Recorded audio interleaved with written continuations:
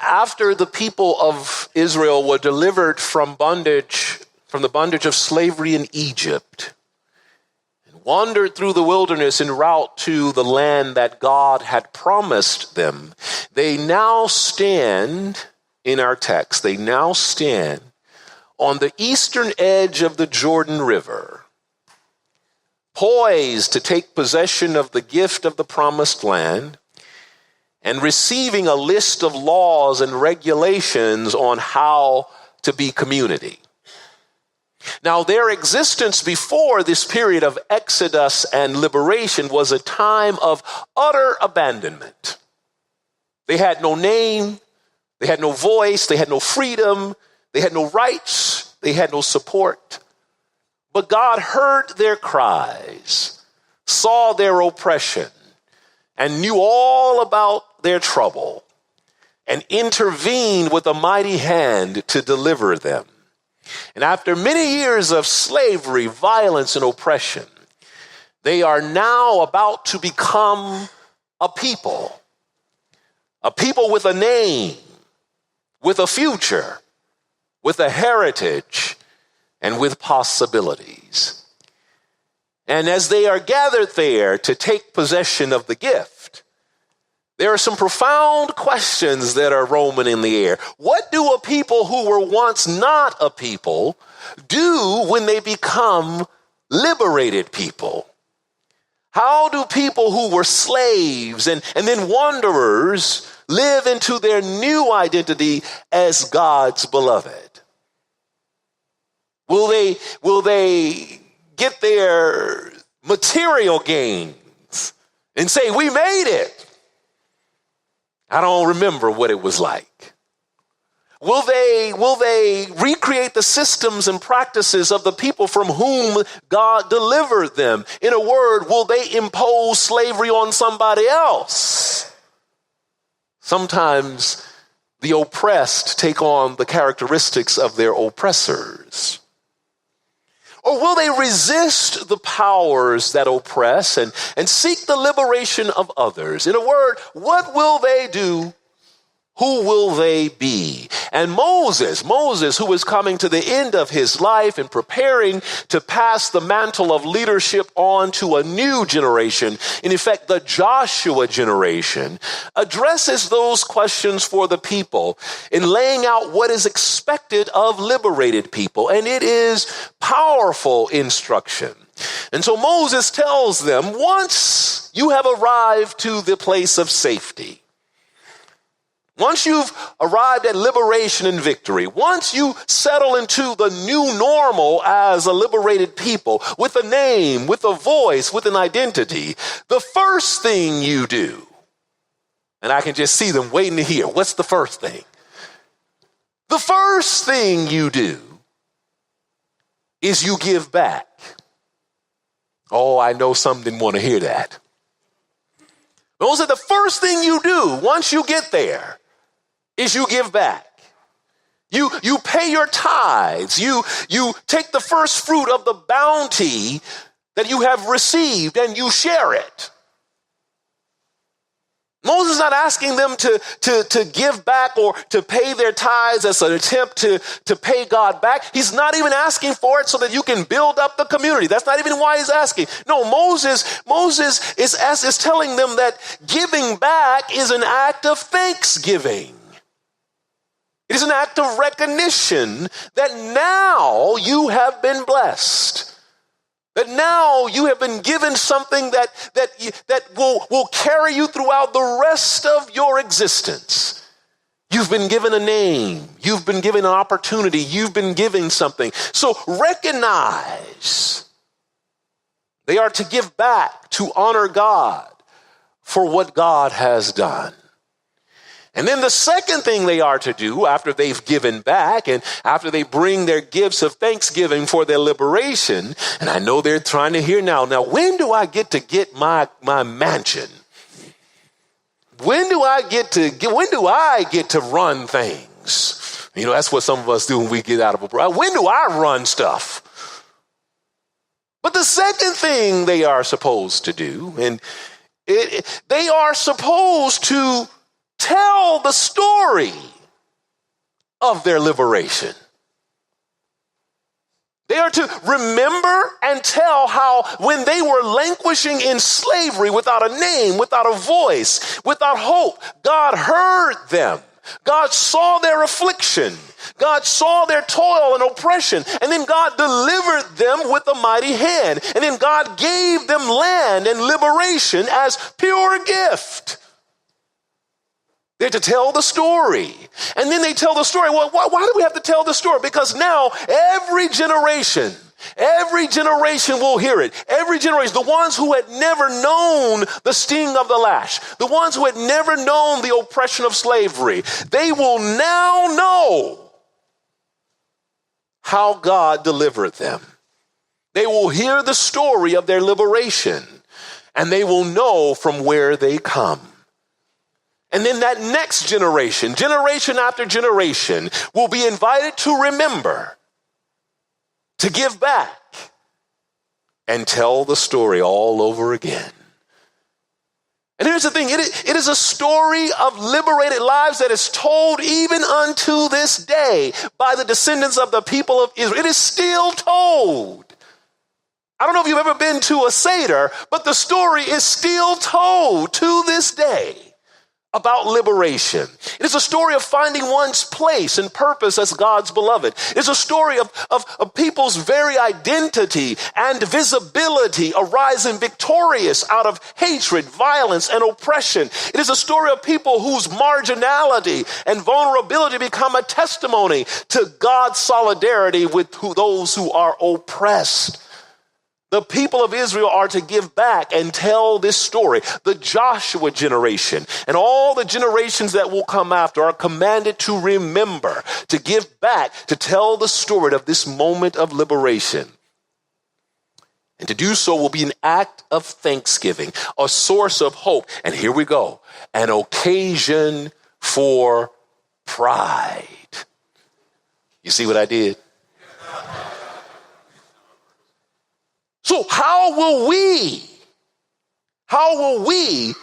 the posterity of a people who had no name, no visibility, no support, no heritage, mark this season of our pride? Because this story of us has been a struggle whose present plot line was neither predictable nor guaranteed. It wasn't clear where we would be. Our story looks a lot like that ancient story of a people's very identity and visibility arising victorious out of hatred, violence, and repression. And it wasn't clear that it was going to happen. As one activist said about what life was like for LGBTQ people before the Stonewall Uprising, she says, gay people were scheduled for non-existence. We were supposed to have no reality. Let me say that again. We were supposed to have no reality. That was the plan for us. That was the plan for us. But on the night of June 28, 1969, when those patrons of the Stonewall Inn gathered in one of the few places they could be fully themselves, there existed no law anywhere in the United States that protected LGBTQ people in any way. When they were there were few institutions that fully embraced LGBTQ. Religion saw us as morally sinful, the law saw us as criminals, and science saw us as pathological. There was no way out. The story had already been written for them. There was going to be no reality. The whole of life for LGBTQ, our LGBTQ ancestors, was figuring out how to carve out just a small space to be safe and free. Before that night, there were cries for freedom and a struggle for liberation. They had been crying. There were brave people who were able to come out and make the case for LGBTQ rights, but the fundamental oppression was there. But on June 28th, 1969, in the Stonewall Inn, in a bar opened by a mobster named Fat Tony. You can't make it up. in a bar opened by a mobster named Fat Tony for the express purpose of exploiting these vulnerable people, taking their money, but at the same time providing a place where LGBTQ people whom it was even illegal to sell alcohol to could gather. It was on that night, in that bar, in that place, that the cries for freedom and liberation would be answered with resistance. And so I declare to you today, in your hearing right now, that trans women, including Marsha P. Johnson and Sylvia Rivera, drag queens, sex workers, lesbians, gays, bisexual, and trans people, homeless LGBTQ, black, white, Hispanic, were our ancestors. And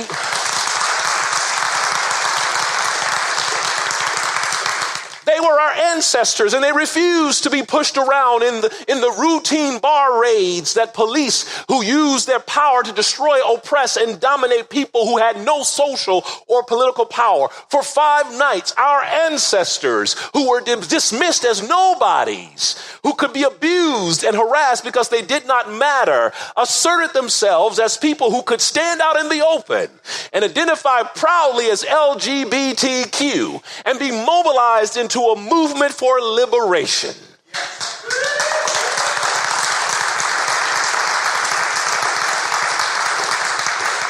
And so because of all that, we now can gather openly and freely in pride because of that act of resistance.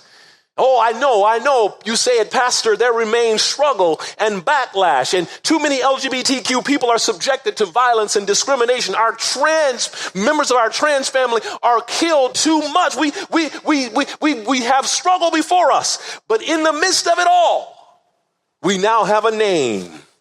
We now have a future. We have a heritage. We have a life of possibilities, and we can live liberated lives because our forebears fought with their lives for liberation. So what is our act of thanksgiving? During this Pride season, what is our act of thanksgiving for the liberation our forebears made possible that night? What is our gift of God to God for this opportunity we have been given to affirm ourselves as God's beloved? While we enjoy a freedom and visibility made possible, not entirely enjoyed by that Stonewall generation, we face a choice. Will we embrace our identities, our sexualities, and our expressions with pride and faith and seek justice and liberation for all those who remain on the margins? Or will the seductions of power and respectability make us forget our story and make us fail to give back? Oh, I was reminded. Sometimes we forget, but I was reminded this past winter of the importance of what we do and what it means to give back and what it means to tell the story. I was fortunate enough to attend the National LGBTQ Task Force's Creating Change Conference. And I was facilitating a workshop about presenting our lives on social media with our faith and sexualities fully integrated, sharing the spiritual details of our queer lives just as much as we share other details of our lives. And the workshop was well received. But during the Q&A session, a young person, probably just 22 or something around there, a young person rose up to tell me that she was from a rural town in Texas. And she reminded me that there are still corners of the country where it is not possible for people to enjoy the liberation that we celebrate. And I was waiting for her to ask me a question, and I was already forming my answer. You know, that's what we do. I was already forming my answer. And she did not ask a question.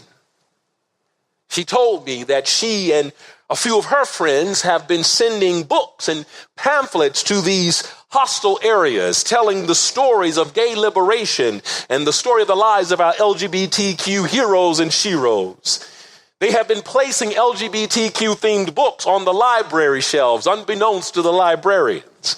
And they've been leaving these books back at the community centers for those young queer people looking for signs of hope and possibility.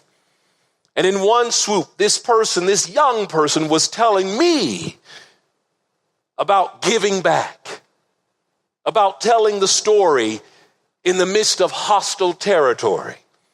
And she demonstrated something that was so profoundly left with me, that our ancestors, the ones in that bar opened by a mobster named Fat Tony, our ancestors bequeathed to us a legacy of thanksgiving, memory, and resistance that we must share. We must share it. And so as we celebrate Pride throughout this month, as we celebrate the 50th anniversary of the Stonewall Uprising, I hope we remember our path to liberation. I hope we make this time a period of thanksgiving, where we remember the gift of liberation we have been giving, and then we give back and we tell anybody who will listen.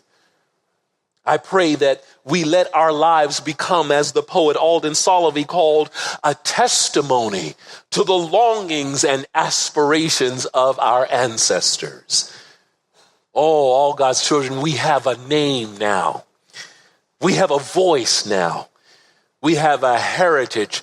They all bear sharing and hearing. Tell the story of us. It is a story of liberation, of gratitude. It's a story of pride. It is a story of divine inspiration and recognition of our full personhood. It is the story of us, God's beloved. Amen.